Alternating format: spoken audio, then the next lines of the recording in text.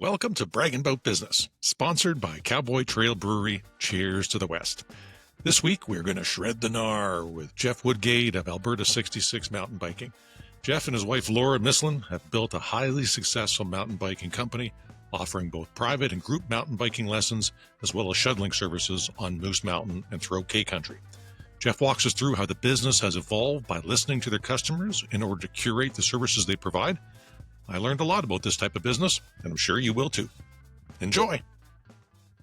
So this week on Bragg About Business, we welcome Jeff Woodgate, owner-operator of Alberta 66 Mountain Biking. Welcome to the studio, Jeff. Thank you. I feel welcome. All right. Excellent. Excellent. So you and your wife, Laura, are professional mountain bike instructor association level 2 certified instructors and have just celebrated your 8th anniversary with Alberta 66. Is that correct?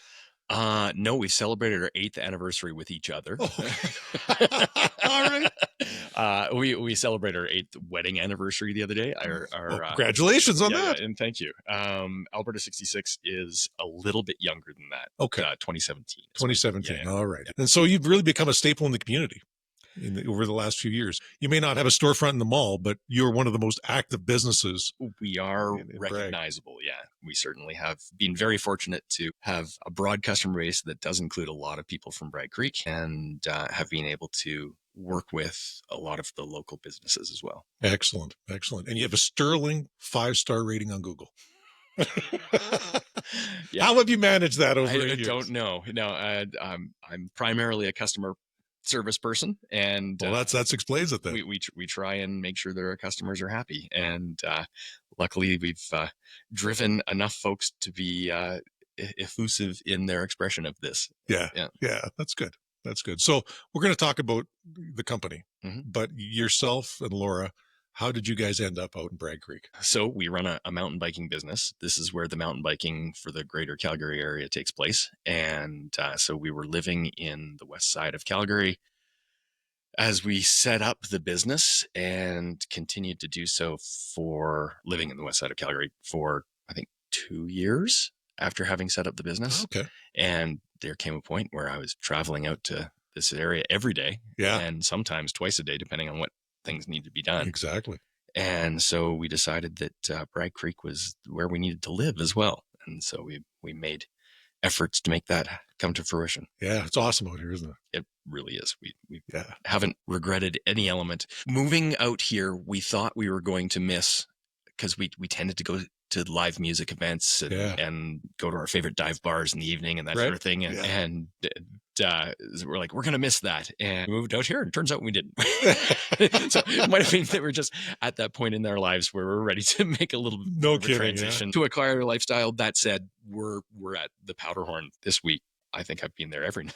All right. It's so comfortable to go there. I love going there. Sometimes we just run out of time. So we go where everyone knows your name. It is our local Cheers. Yeah, indeed. There's no doubt about it. So are you both born and raised in Alberta? We're both Calgary natives. Wow. Laura and I grew up, we joke, 3 blocks apart. What? Just in the southwest of Calgary there. I in Meadowlark Park, her in Mayfair. Okay. Yeah. And unfortunately, it was 13 years apart. So, yeah. I got you. All right. Yeah, that makes sense. We didn't align.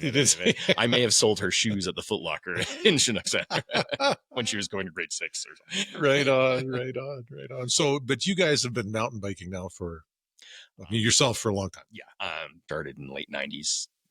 Mountain biking. I mean, I'm 52 now, and I came to it later in life. I mean, I wish I had started when I was as a 9-year-old to 12-year-old, where these kids are on these run bikes and getting this great start, and they're completely unafraid. I learned most of my stuff when I had a very solid foundation in the concept of my fragility.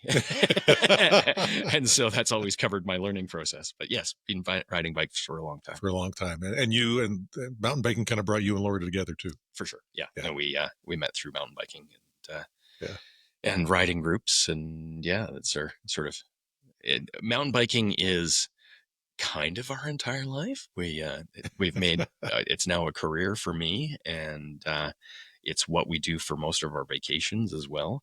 This might be colored by the fact, or that we now have 9-month-old twins at home. And so those kids don't have a chance. The assumption is that we will try and continue on the same. We just came back. Well, before the season started, we went to Penticton and North Vancouver for a little bike vacation, and it worked out great with the twins. We just had some other folks out there, so we co-opted the parenting and babysitting duties, and divide and conquer. Everybody got for rides. It was great. That's great.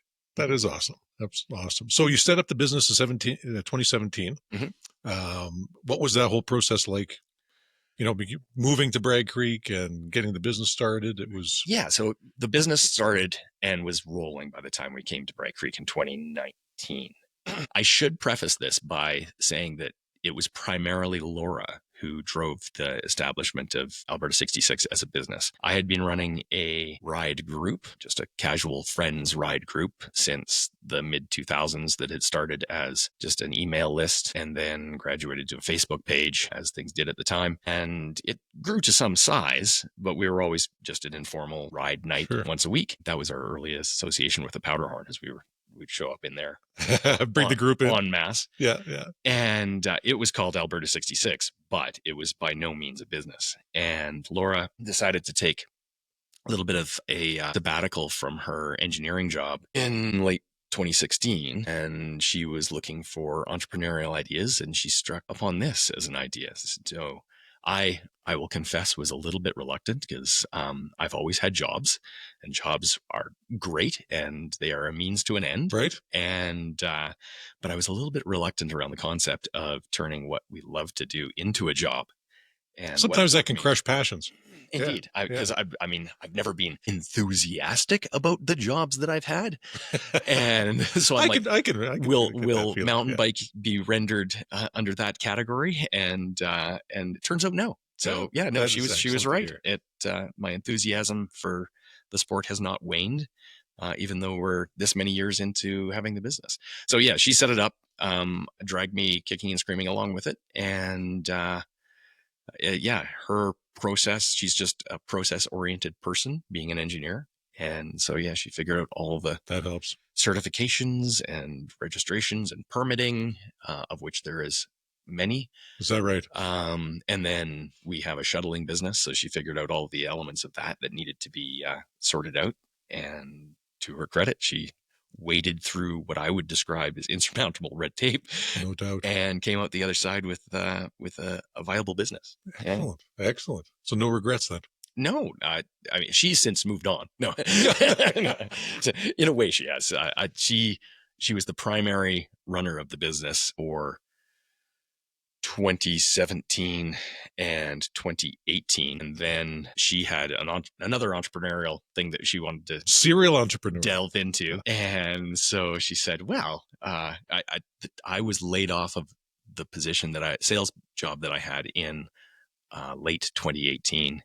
And she said, "Well, there we go. You're you just got promoted. You're now in charge of this." And I'm like, "Okay." And to be honest, I was starting to really enjoy my involvement in it, like the coaching and that sort of thing. And I've since run it as the sort of primary figurehead, but definitely leaning on Laura for her administerial. Of course. Yeah. She built the backbone, the processes. That's right. And all that. She still knows how the processes run far better than I. Somebody does. Yeah. You're the face of the business. That's my job. Yeah. No, that's excellent. Customer service is my job. Yeah. And that is primarily what the job is. You're providing an experience for people. It is. It's experiential travel and activity, and making sure everybody is safe, having fun, and maximizing their time. Yeah. Absolutely. No, it's looking at some of the pictures that you post on the website. It's fantastic, like the scenery and the places you're taking people. Very fortunate that the backdrop for everything is right. It's pretty incredible. It is. Yeah, absolutely. Bragg Creek. It's beautiful. It's Bragg Creek. Exactly. So what is it about Bragg Creek that you love for doing business here, aside from the wilderness and the beauty? For us, it's primarily location. I mean, this is where we need to be in order to make this business a viable one. We've been very fortunate that we've been able to find support businesses that enable our business to run. Okay.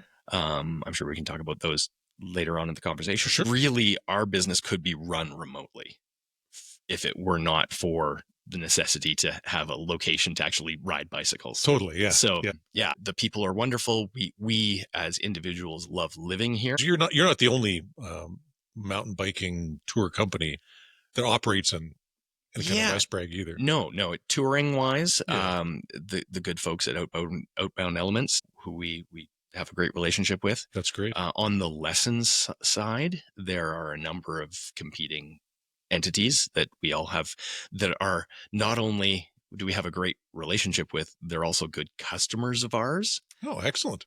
Because there is a service that we provide, the shuttling aspect, that we don't have any competition with. So good. Yeah, that's nice. Everybody plays in the same sandbox. Oh, for sure. There's really well together. There's no shortage of customer base right now, anyway. So, as far as the mountain bike touring goes, how have you seen the demand for it kind of increase? I'm guessing during COVID it was exponential, the increase in business then. And I would clarify that we do offer tours. Our primary businesses are instruction, and the shuttling, and there's guiding to do with the shuttling as well. We offer guided shuttle experiences. So the classic, what people think of and what you and I have discussed is we've experienced in terms of touring, where we get groups of people from away and we show them the locale. We don't do a lot of that. When we set things up in 2017, our assumption was that we were going to be doing groups from France and showing them the Powder Face Ridge, because it's one of the most beautiful. Of course. And doing beginner lessons. And as a small business person, it's necessary to pivot as things evolve and business. And you're driven. And when you're a service-based business, you're driven by what people demand. And the services that have been demanded of us have been instruction from an intermediate level to an advanced level. And the shuttling services as they can exist out at Moose Mountain primarily, also West Bragg Creek. And so, it's evolved in that way. So that classic guided, my short wool pants and lederhosen on. We don't do a lot of that. To circle back to answer your question, our customer base has been pretty steady. We originally had to do a fair amount of marketing to have people understand what our product offerings. Yeah, it is unique. Yeah. But once people have that understanding, it's been really word of mouth and just interactions with folks on the hill. Good. So maybe talk a little bit more about the programming, because you do. Certainly. So as a level 2 instructor, what does that entail? We offer courses. We have one-night courses, which are just tune-ups for intermediate to advanced riders to get work on their cornering skills or their steep skills. It all boils down to moving around on a bicycle. We do a lot of intro to jumps and drops, because everybody wants to jump their bicycle. My son does. He likes to do it on the driveway. It's amazing. Everybody from folks that have been riding their bikes for 20 years and are now on a more modern bicycle, and they're like, wait a second, this thing wants to go into the air. To folks that I bought this last week. How do I get to 20-foot drops? And I'm like, let's taper our expectations. But we do all that stuff. We do multi-week courses where people come and they spend a little bit more time and delve into skill sets a little bit more deeply. And then we do lots of private stuff where people just book for either themselves or a book for small groups, and they book an instructor and they work on specific skill sets that they want to work on. We used to do a fair amount of intro to mountain biking stuff and base that in West Bragg Creek.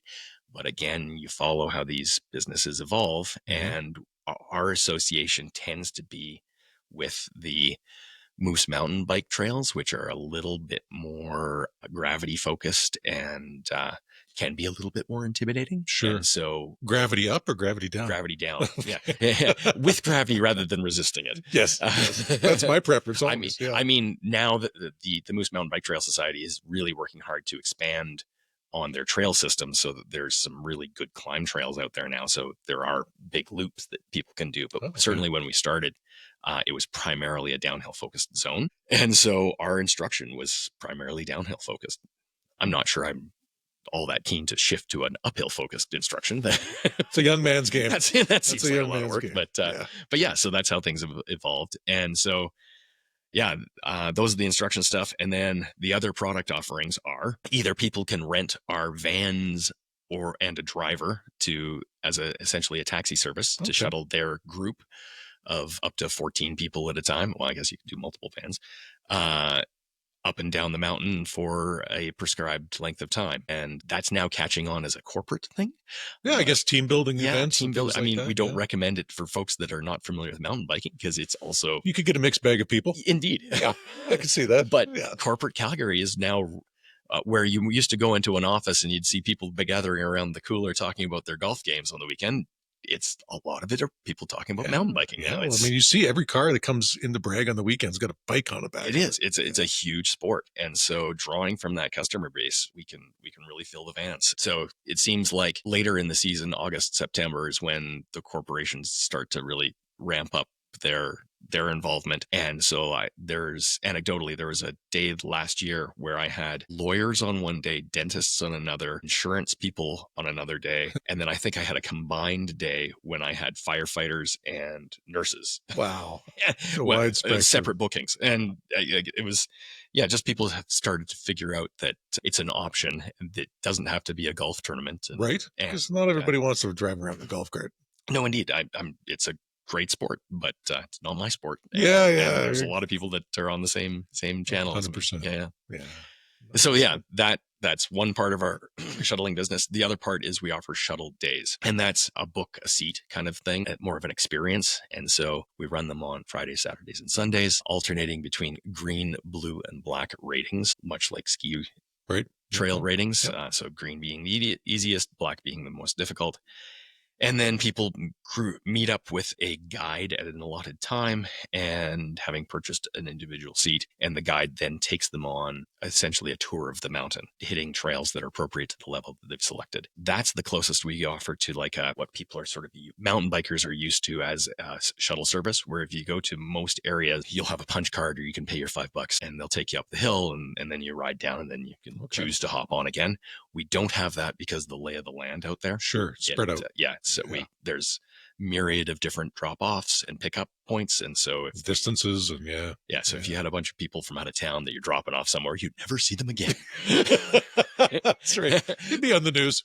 So we've settled as a business model, this sort of semi-guided, we call it, where by no means does the guide get in the way of your enjoyment of the day. You're still allowed to ride each individual trail as fast or as slow as you want. The guide is just there to deal with any mechanical or biomechanical problems. Oh, I can imagine. Yeah, you'd need that too. When we first set up the business, we went in and we got our wilderness first aid certifications, our 40-hour. And I remember taking the course and finding it interesting, but thinking, well, I probably shouldn't have to use much of this.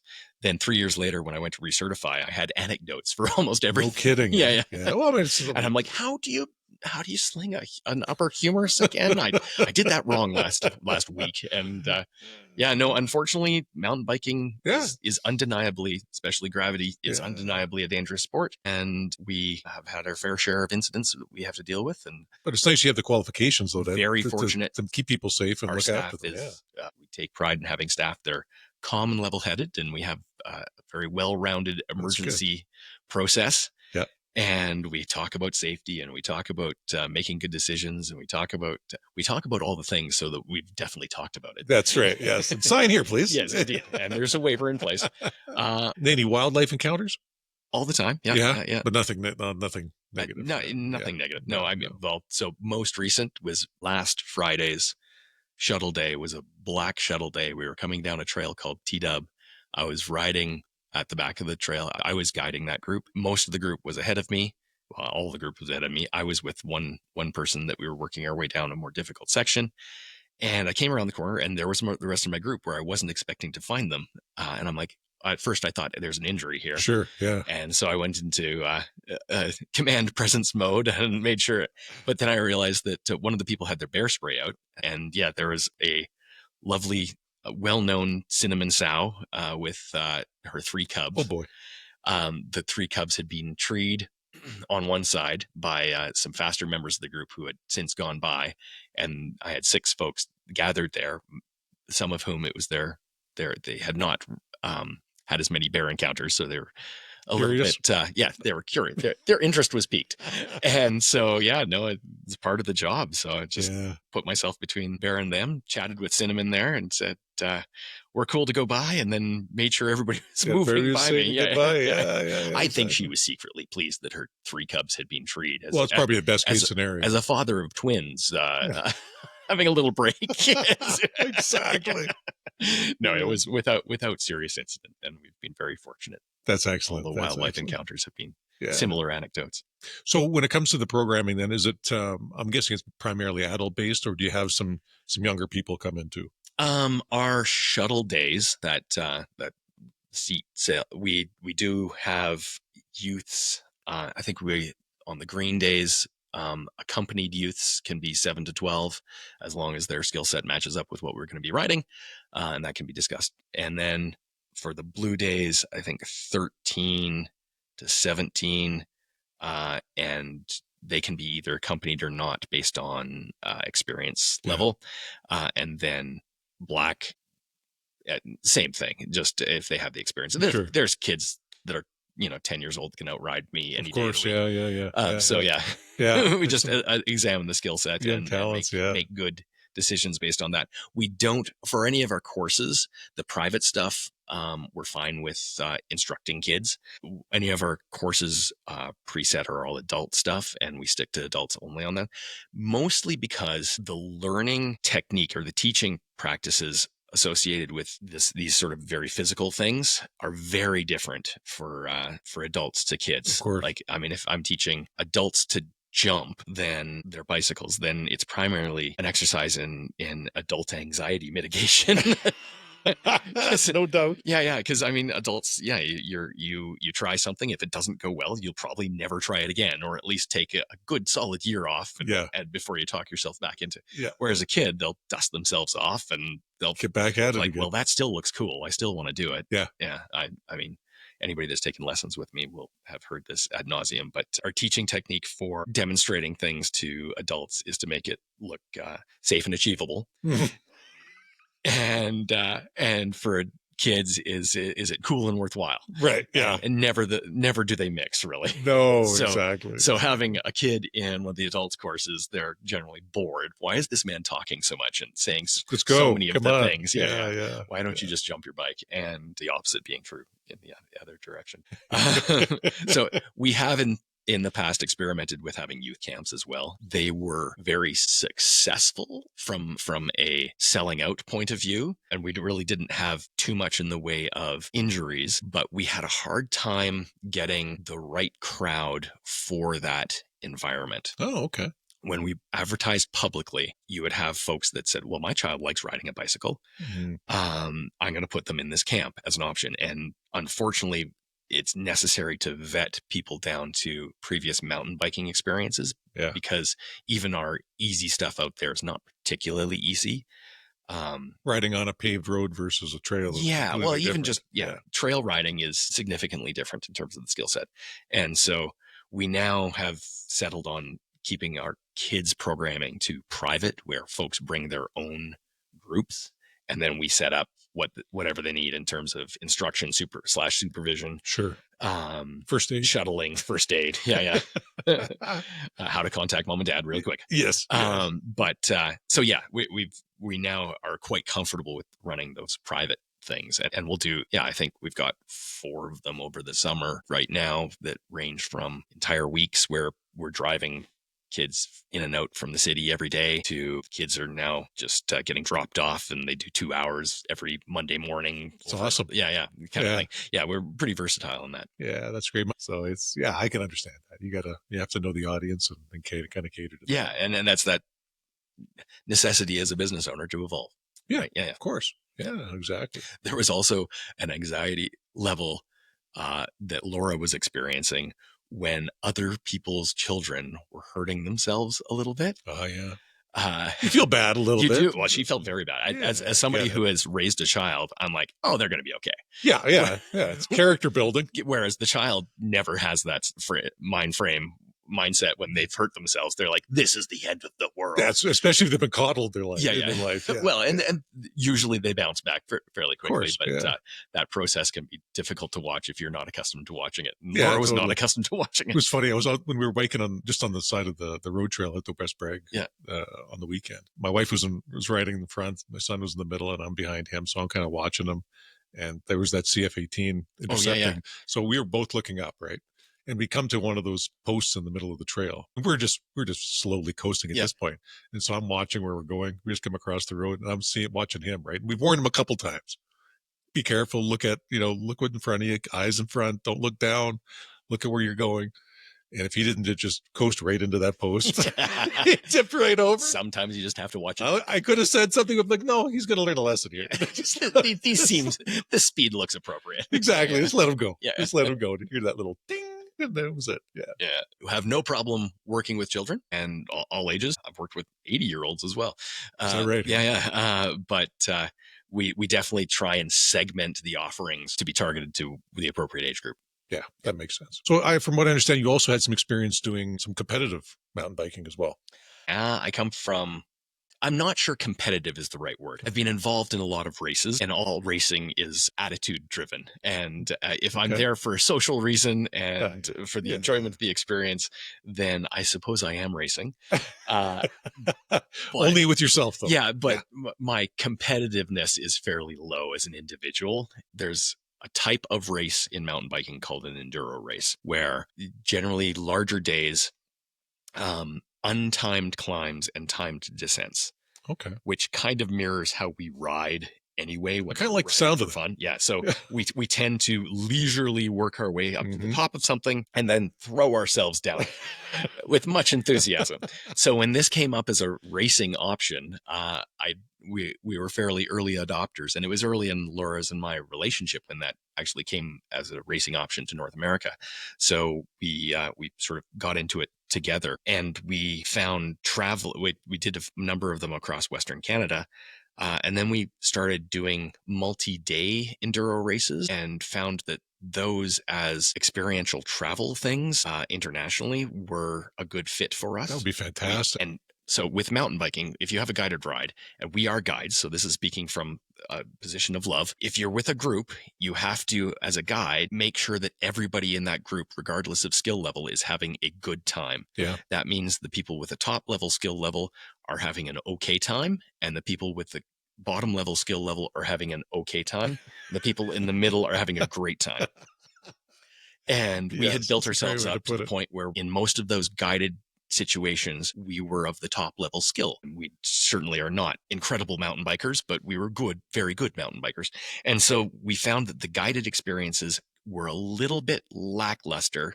They would usually have an emphasis on food and accommodation, which we more of a tourism. Yeah, we didn't really care about that much. And the riding, you'd be going through these fantastic locales. We were in Finale Ligure in Italy, and we're like, this trail is okay, but what about that trail over there? And they're like, not for you. As a collective.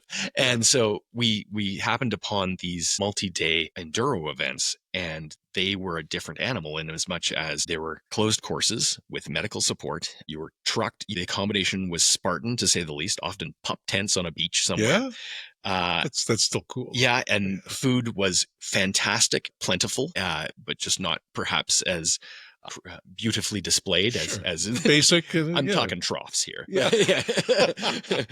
You have 150 hungry mountain bikers. Yeah, you just have to get it's about volume at that point. Yeah. So and you'd have all these like-minded people from around the world. Yes, there was some professional racers that would be there. That was super fun to rub elbows with. They're celebrities, if you will, for the mountain biking world, and they were just a really good match for us. So we did them in Costa Rica, in Chile, in there was one in BC that we did. They're just a fantastic way to see the world. No doubt. And no doubt long life friends you've made as well. For sure. The other one was in Oaxaca, Mexico.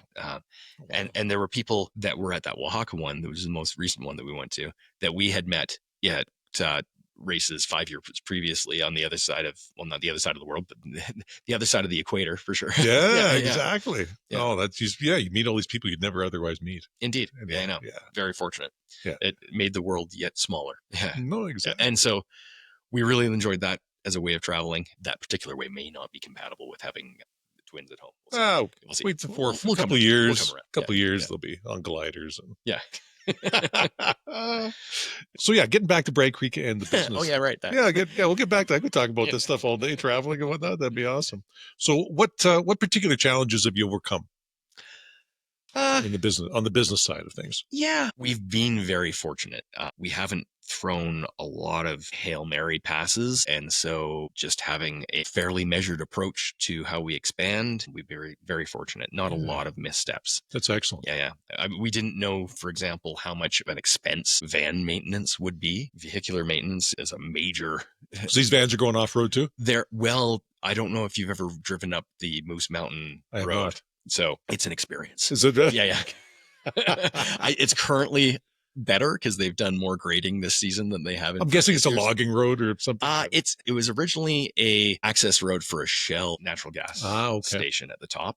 It's still up at the top there, so that access continues. But there's also a hiking trailhead at the top to go to the top of Moose Mountain. That's like a 600-meter bump to get halfway up that mountain, so it's well utilized. It got real rough, and it gets real rough, and those vans take a beating. No doubt. The transmissions, I can imagine those things.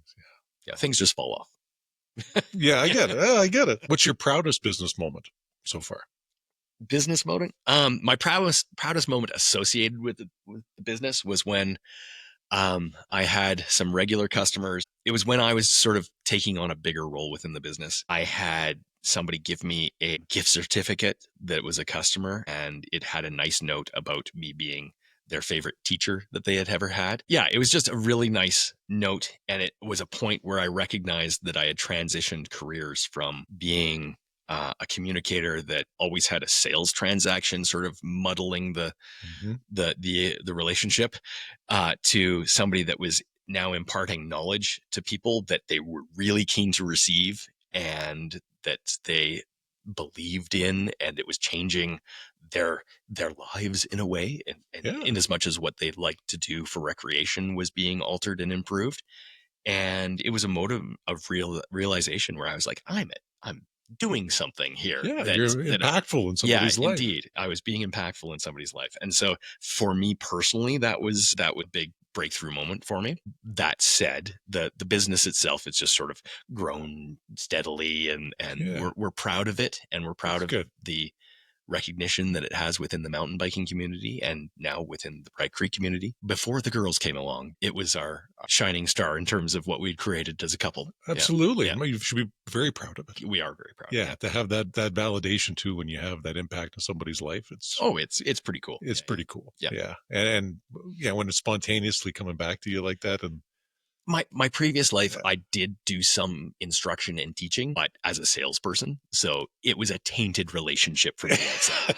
There was always something at the end. Indeed. Yes. I mean, and I can't consider myself a teacher because, I mean, teaching students, like youth especially, there's an element of overcoming a reluctance to learn that takes a special skill that I do not necessarily have. True enough. Yes. I am very fortunate that all my students come to the relationship wanting to learn what I have to teach, being very enthusiastic about it, and it's improving probably one of the best parts of their life anyway. So that's a very good and a lucky place to be coming from when teaching. Well, and you're teaching these kids skills that they're going to, build on for the rest of their lives. Oh, for sure. Yeah. Well, that's a great feeling. Well, that's a great feeling. I teach mostly adults, but yeah. Laura looks after the kids now. No, we have a staff of I think it's 9 instructors. Wow, holy smokes. 10 drivers now. Yeah. Wow. This is primarily part-time, everybody, but sure. Well, it's seasonal. It's seasonal, right? Yeah. Talking more about the bikes. How much are electric bikes becoming part of the business now, or do you guys dabble in that at all? Oh yeah, no, bikes just in our instruction. We don't really even note the difference between an e-bike or a regular bike because we're teaching primarily downhill skills. Sure, so, it's handling a bike. They both handle very similarly.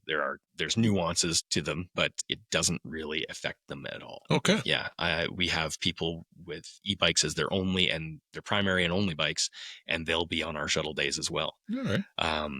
Because some people use e-bikes as a way to augment their strength, and some people use e-bikes as a shuttling tool. Get them up. Get them up so they can do more downhill. Neither of them are mutually exclusive, Sure, of course. and they're all compatible with all our offerings as well. That's so good. yeah, no, I own an e-bike as well. They're cool. They're fun to play with. They're fun. Yeah. When Laura was pregnant, that was what she was on. Yeah, why not? Exclusively. Yeah. And yeah, it does open up time. If you've only got a fixed window and you got to get some stuff done, then being on I still prefer being on my non-e-bike more than anything else. But it feels like you're cheating a little bit when you're on an e-bike. For myself, I do anyway. Well, that's your own personal relationship with the experience. That's right. And I'd say that a lot of people, a very diplomatic way to put it. All people that are on them all the time have certainly gotten past that sensation that they're cheating for sure. Yeah. And if you are laboring up a difficult climb on a regular bicycle and somebody zips past you, it's difficult to think otherwise other than that person's cheating. Right. But it can amplify the enjoyment of the experience. So I would say that for most people, it does amplify the enjoyment of that experience. If they have the same window of time to go out, they'll get more downhill time if they choose. Yeah. Or they could go more distance if they choose. Mm-hmm. As speaking from one middle-aged gentleman to another, our particular demographic is not beneficial to have these great spikes in heart rate. Right. Yes. The cardio. If you have, regardless of your cardio level, the mountain biking, like surging up really steep stuff causes your heart rate to spike. If you've got an opportunity to have a more steady heart rate through mechanical means, then an e-bike could be beneficial for that as well. Yeah, that's a good point. Yeah, good point.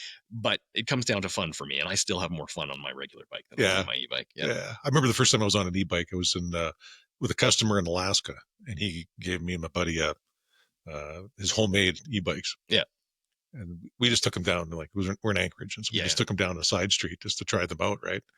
And I think buddy got up to like 45 kilometers an hour on this thing. I start getting speed wobbles at 32. I'm like, nope, no helmet, no gear on, just like. Ugh. Yes, it should be noted that only class 1, which means they're limited to 32 kilometers an hour, and they're only pedal assist. They're not throttle based, or all that's allowed on the local trails. Oh, okay. Yeah. Good point. Yeah. Good point. Yeah, no homemade jobs out there. No. Is the fat bike craze over now? Globally, yes. Okay. Locally, no. No.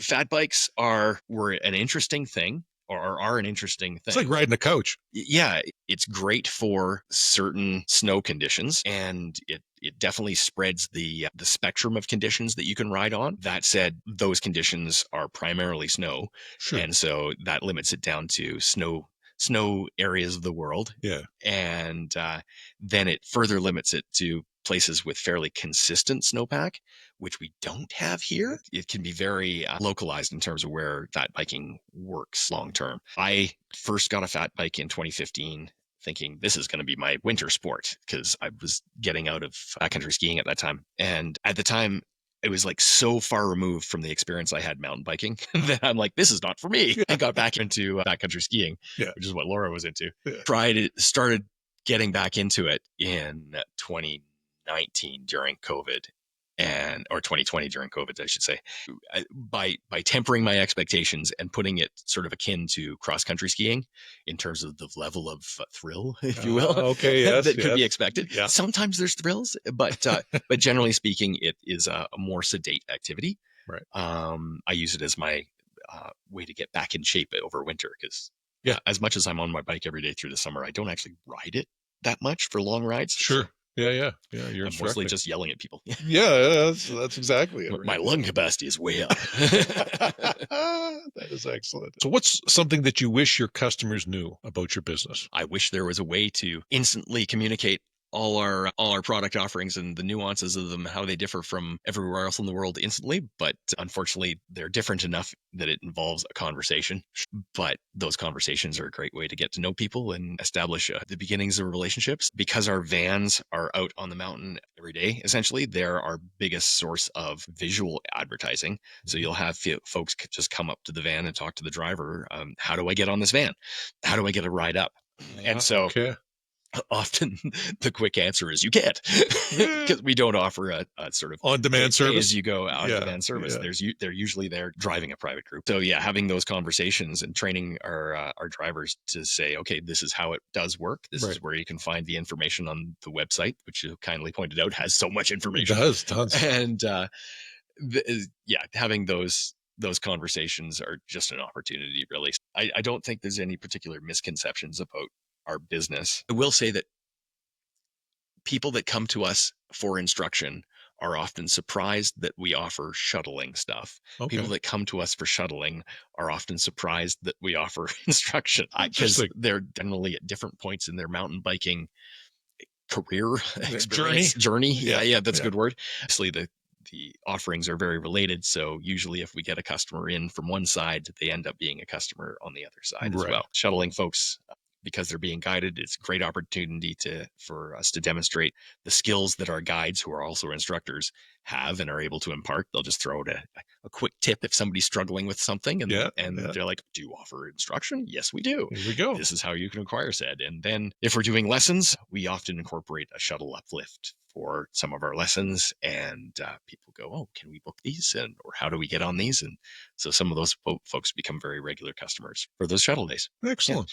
So we kind of touched on it a little bit, but because your business is so intensely focused on the wilderness of Kananaskis and West Bragg, what kind of effects have you seen on the ecological impact of people out there, whether it's logging, tourism, how it's being managed currently? Because there's still logging going on out there. We know that. I mean, those are big questions. Yeah, exactly. And that's why I asked. Yeah. No, so because you're passionate man about this kind of stuff. Parsing out a little bit to the impacts of folks recreating out there, I think those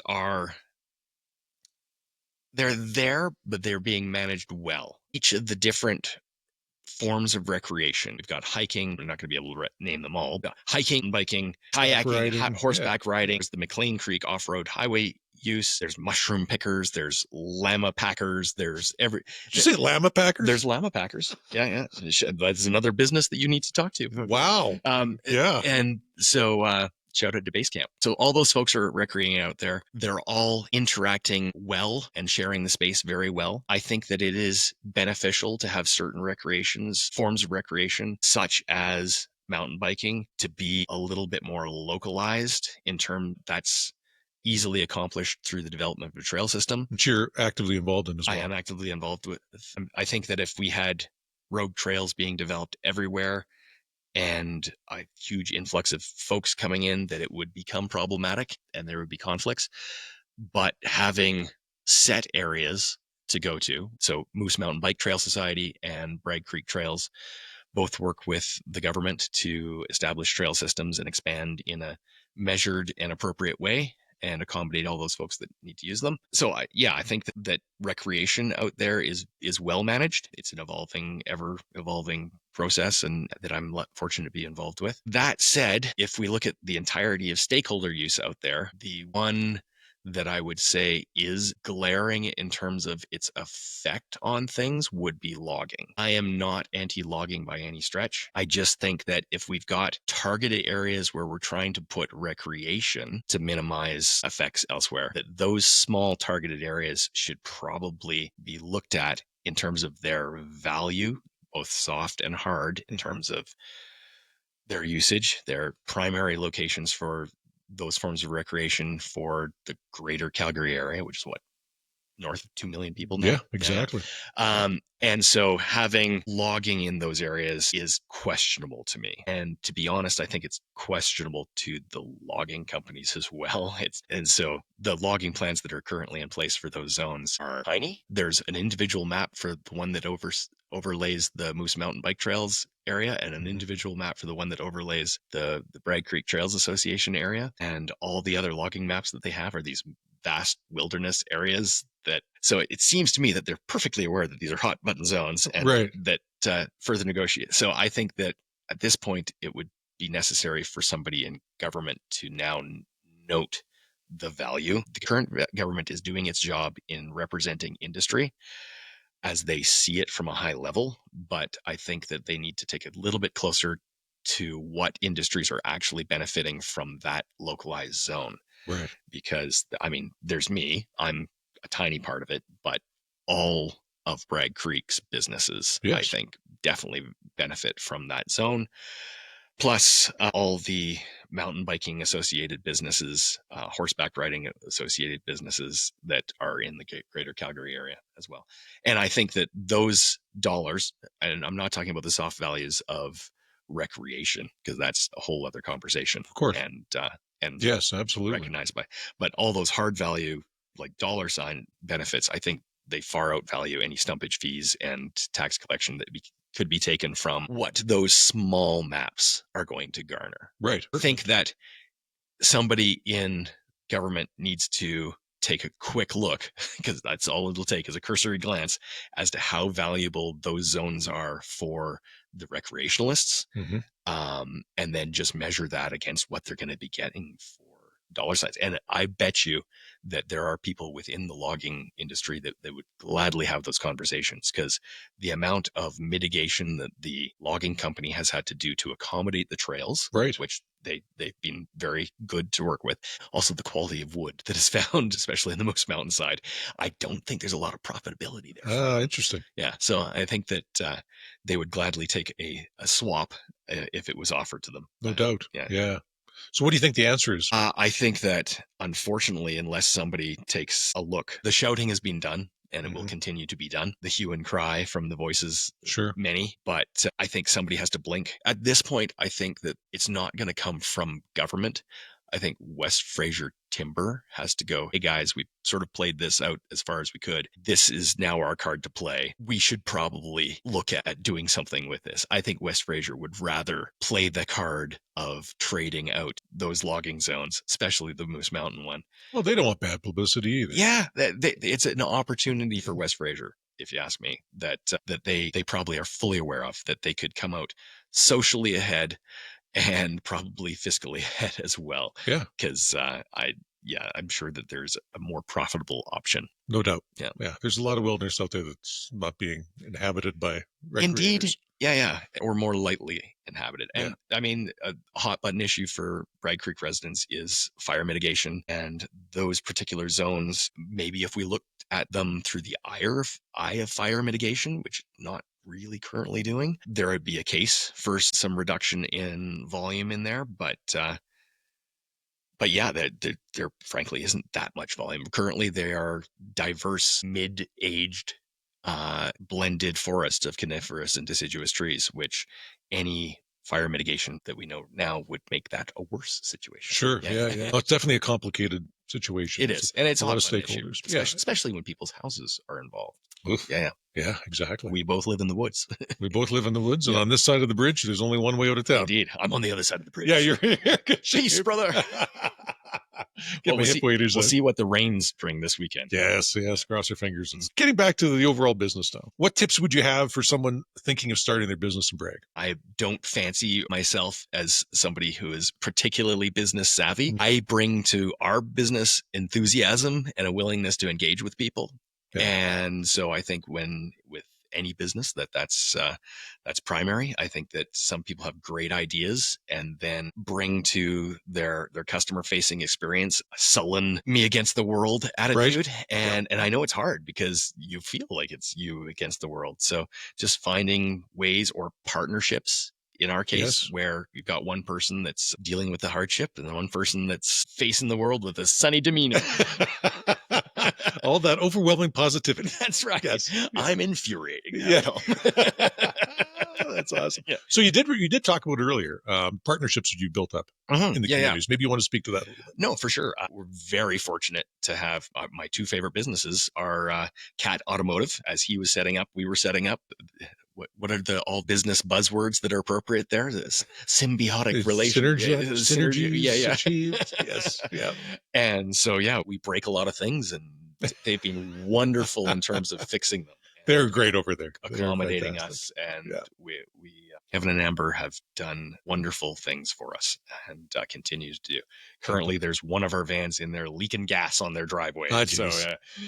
So wonderful to be able to support them and to be supported by them. They're a great asset to have in the community too. The Powderhorn Saloon. I don't know if we would have moved out here if that didn't exist. It's an anchor. I've been a regular customer there for 20 odd years, so I've seen some changes, but we bring groups of people in there.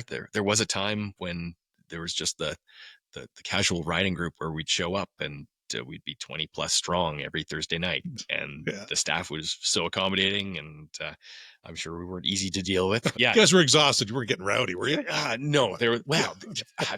So the rowdiness that you'd bump into on a Thursday night at the Powder Run at times, like I remember, what is there like a bachelorette party doing here on Thursday? Really? Night? Oh my God. One fellow, I remember a buddy, he walked out, there was some sort of hubbub outside, and there was a young lady of some level of intoxication sitting astride his bicycle on top of his BMW. Oh, that we had to talk down. No. Oh my God. Lots of stories, but great stories. But definitely a business that we really appreciate. Good folks at the Bragg Creek Cafe have been wonderful supporters of. We run a race annually as well, and great local support for that. And then what an incredible environment to live in as an individual, where you can find all the services that you need, essentially. Laura's had to go into Calgary today to get one of our little girls' helmet fitted at the Children's Hospital. She wears a cute little helmet. But that's about the only medical appointment that we've had to leave Bragg Creek for. Fortunate. We've got a post office, or the grocery store is incredible. There's a barber shop. There's everything. You got everything. You don't really have to leave if you don't need to. You don't have to. I mean, if you don't want to. And through the summers, I rarely do. I don't have to. I make a game of it to see how long I can go without going to the city. Indeed. Yeah. Well, I got some personal questions for you now. Certainly. All right. It would help people get to know you a little bit more. Do you believe in Bigfoot? I do not. Okay. All that time spent in the woods, you never saw anything questionable? No, I spend a lot of time in the woods. Right. Everything is fully. I know plenty of people that do, or at least maintain the facade that they do.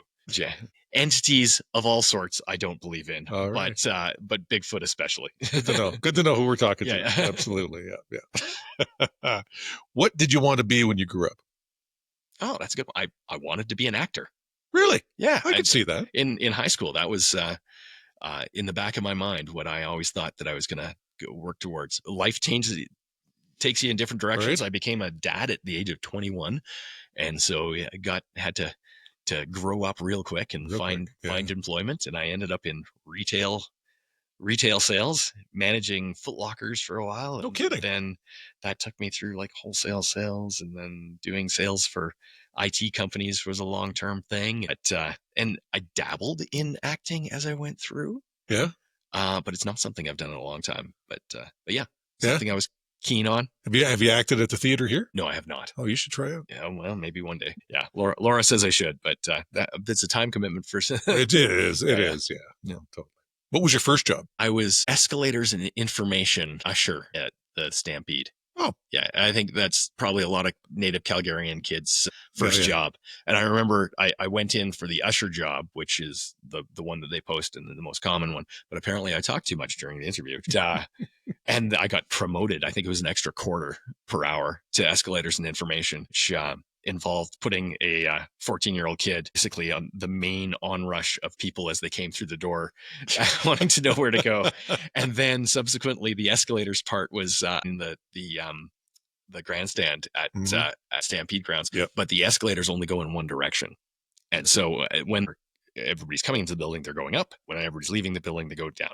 The onslaught of people leaving at one time, having imbibed a beverage or two, is significant. And so there's these thousands of people that are all trying to get onto these escalators, and the mezzanines are limited in their size. So little 14-year-old me trying to convince big dude in his cowboy duds that he cannot get onto the escalators because there's currently nowhere to get off the escalator, and trying to communicate that to his drunken state of mind was an interesting job. It's character building. That I believe that it was. Yeah. My communication and crisis mitigation techniques. That's at that early age. You're still talking about teaching things. That's I know it's got you into it. But that was my first job. What was your favorite job? This is definitely my favorite job. I'm living the life. I really get to do some amount of mountain biking every day. I have built offerings. We have a race team now that is just a slightly disguised group of friends that I now have pay me to ride with them once a week. Yeah, that's the best. That's the best right there. And I mean, it sounds callous, but it was really the only way to get people to consistently show up is to get them to pay. And they will all to one agree with me. That is excellent. So yeah, I mean, this job is fantastic. Tonight, we've got a race. The Moose Mountain Bike Trail Society is putting on a 5er race, which is what a toonie race has evolved to now. Community will be out in force, and all these people that we've helped build this community with. It's just such an honor and a privilege to be able to operate a business within that and have the social license to operate a business with that. I mean, we're involved as much as we can be. I know that there can often be conflicts. Like, you're never everybody's buddy. Of course. Yeah, that's not real life. But we've been so fortunate that the community is very welcoming and supportive. And what a privilege. Yeah. And kudos to you for helping build that community. You're a cornerstone. We like being involved with it. Yeah. Now, this is definitely my favorite job. Good stuff. Good.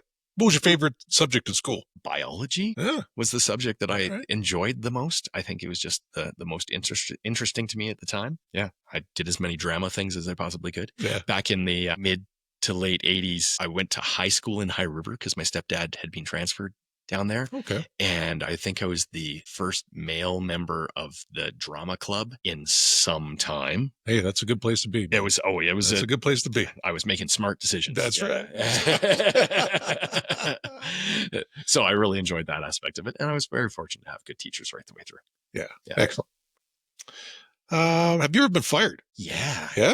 Let's hear that. A couple times. I would take a little bit of pride in the fact that of the both times I've been fired, within 2 years, I was reapproached by both organizations to come back to work for them. There you go. There's the proof of the pudding right there. There was one, I was working for a wire and cable wholesale outfit. I was struggling a little bit, and I was had been thrust into the role of manager, and they trimmed. That's sales, right? The other one was another sales trimming thing. It was a downturn. It's not really getting fired. That's just redundancy or whatever you want to call it. And that aligned with me getting into this job. I was I'll take 3 months off and then I'll get another sales gig. And Laura was like, no, you're going to run the mountain biking. She runs a tight ship by the sounds of it. She knows what's best. And she was correct. I definitely would not have been as happy with any other choice. Well, she's gonna make a great mom. She is already making Yeah, that's good. Excellent. Well, we've talked about a lot of things, but is there anything you want to promote? I think coming up, we're kind of just getting into the meat of summer here now. Is there anything special? Any events? We are super fortunate that we don't have to do a lot of promotion for our businesses. It's primarily word of mouth. We're very fortunate that we've had ongoing support for our greater Calgary customer base. That has since expanded to, we do a lot of people from Edmonton coming down. Okay. That started to happen during COVID. People that mountain bikers from Edmonton and Red Deer that previously went out further westward to the resorts discovered that they could drive for 2.5 hours and have some pretty damn good mountain biking available to them. Our Bragg Creek customers have really increased. Monday night, we had a course, and what was it? It was our Steeps tune-up. And of the 10 people that were involved, I think 7 of them were local folks. That's fantastic. Yeah. And so word of mouth, it's been fantastic. That's the best way to build the business. I hope somebody listens to this and just conversationally is intrigued enough to check out the website and see if there's something for them. Sell out. It's fantastic. Excellent. Yeah. Well, congratulations on the business. Thank you so much for this opportunity to have this conversation. No, thanks for coming on. Thanks for taking the time. And we definitely wish you the best. Thank you. Thank you again to Jeff and Alberta 66 Mountain Biking. It was a pleasure.